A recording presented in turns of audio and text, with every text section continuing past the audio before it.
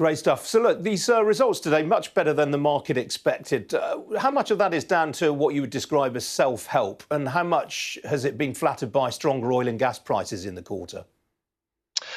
Well, Ian, thanks for having me on. They are a good set of results. Clearly, financially, a strong set of earnings, but importantly, I think a strong set of cash numbers. We took in $11 billion of cash in the quarter. That's about 6 from operations and about 5 from divestment proceeds. And what that's enabled us to do is get our net debt down about a year ahead of schedule, down below our target of 35. We're actually at 33.3 billion this morning. That's down $18 billion from its peak in the pandemic. And that's allowed us then to start buybacks. And of course, at the same time, we've made strategic progress. So the reasons why are we did have an exceptional quarter in gas trading.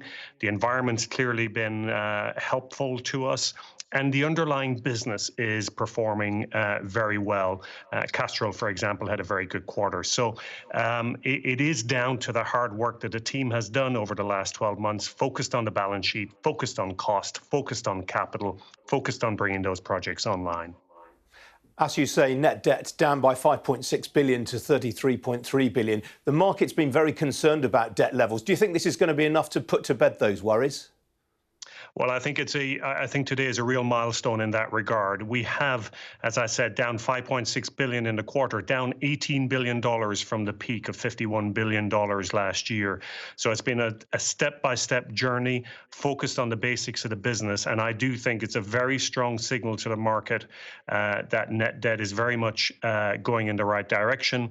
What we've said, Ian, is that we will start buybacks in the second quarter, and that going forward for this year, we'll allocate 60% of any surplus cash to buybacks, and we will continue to take care of the balance sheet, allocating 40% of surplus cash to the balance sheet. So in a moderate environment, we should expect that trajectory to continue.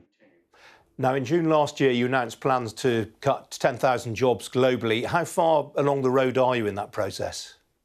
Well, it's been a very painful process, obviously, not least for those involved and for all the people around them. 5,500 people have left the company so far. About another 2,000 to 3,000 will leave this year, and the remainder will leave at the beginning of next year.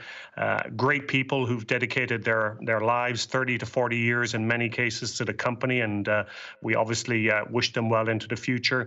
I think the good news here, Ian, is that the restructuring is essentially behind us. We have done what we needed to do. The new organization is up and running.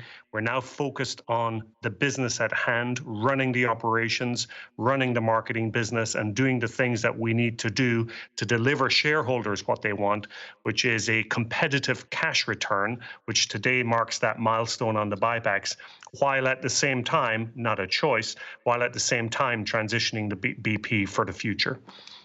Now, during the quarter, you and your partner spent nearly £1 billion on buying the rights to develop 2 offshore wind sites in the Irish Sea. A lot of people thought you overpaid for those assets. Well, not in the least. And if I got a pound or a penny for the people who have since wanted to come in and buy into what we just won, I think I'd be in a very good place. So others seem to think that it was a very good deal and are willing to put their money where their mouth is, so to speak. We're not farming down those interests. We're very, very pleased. It's a very different business to what was available on the other side of the British Isles in the same lease round. Great location, great wind resource, synergistic blocks next to each other, hopefully shorter licensing times because of the migratory bird patterns and so on and so forth. So it's like the same house on a good street and a not so good street. It's going to cost you a little bit more on the good street, and this is definitely a good street. So I'm very, very pleased that we were successful in that license round, and look forward to developing those leases in the months and years ahead, and hopefully creating a lot of good jobs in the process. Your opposite number at Total has said that he's concerned there's a bubble in some renewable assets. Is there a danger that people are overpaying for some of these assets? Look, I'm not going to comment on what others do. All I can do is look at what we do ourselves. And the more I learn about this part of the industry, Ian, the more convinced I am that we have a lot to add to deliver the sorts of return promises that we've made our investors, 8 to 10% returns. These are 60-year leases, lifetime of 60 years.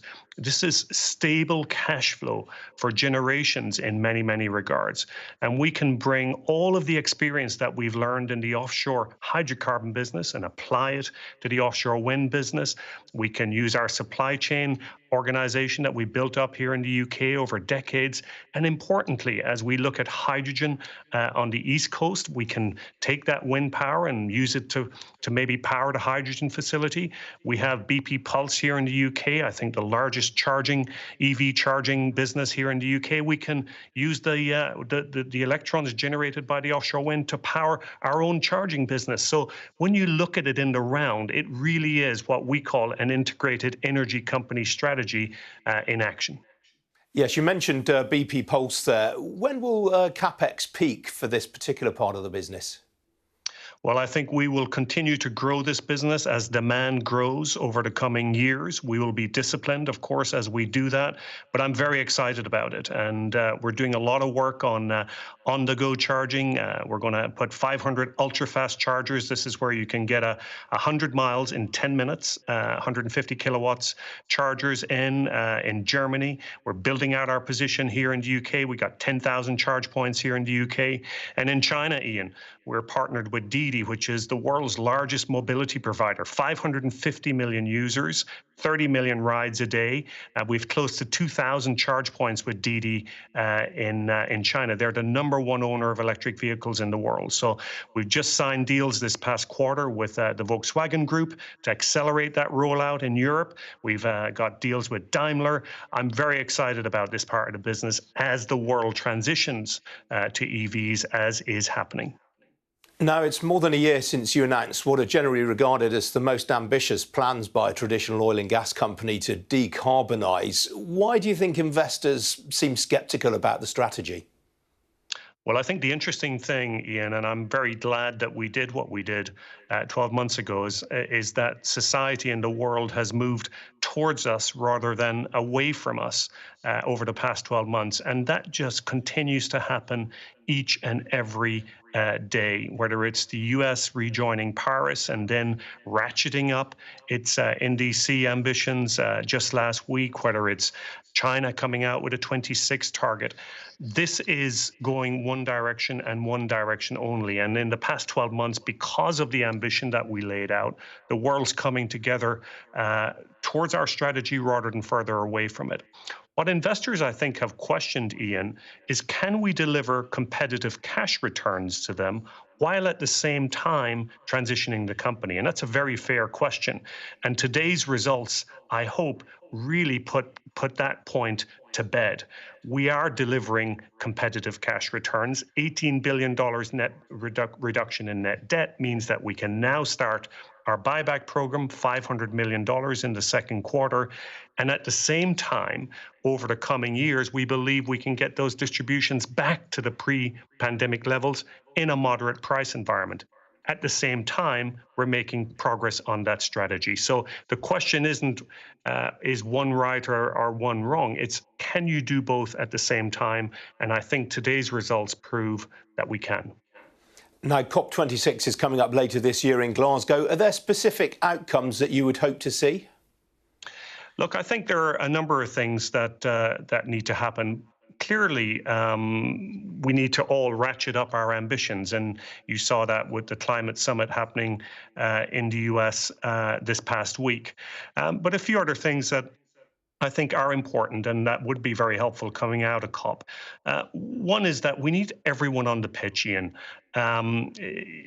Green companies, low carbon, zero carbon companies are fantastic, but regardless of the growth rates, they're not going to solve the world's problems. What the world needs is greening companies. And by greening, I mean companies like BP who are carbon intensive today, but who have net zero ambitions. Mark Carney says, if you want to solve climate, go to where the emissions are. Well, the emissions are here. We're transitioning. How do we encourage and support greening companies? That's one. The second Second is clearly it's all about the developing world. How do we help them make these changes that are so necessary? And thirdly, obviously, the holy grail here is a global price on carbon, something that's very, very difficult to do, but something that we've been advocating for decades. And in fact, just last week in Washington State in the United States, a bill has passed that we were advocated strongly for, which puts a price in carbon in that state. So they're the sorts of things, Ian, that would be super helpful out of COP26. I mean, you're clearly very sincere about this. I think most of the other European operators are as well. What about those American players? Can you ever see them going green in the same way? Well, look, I think we all have different strategies, and I think sometimes we like to talk about a U.S. and an American divide. I don't think of it like that. I think that companies rightly have different strategies.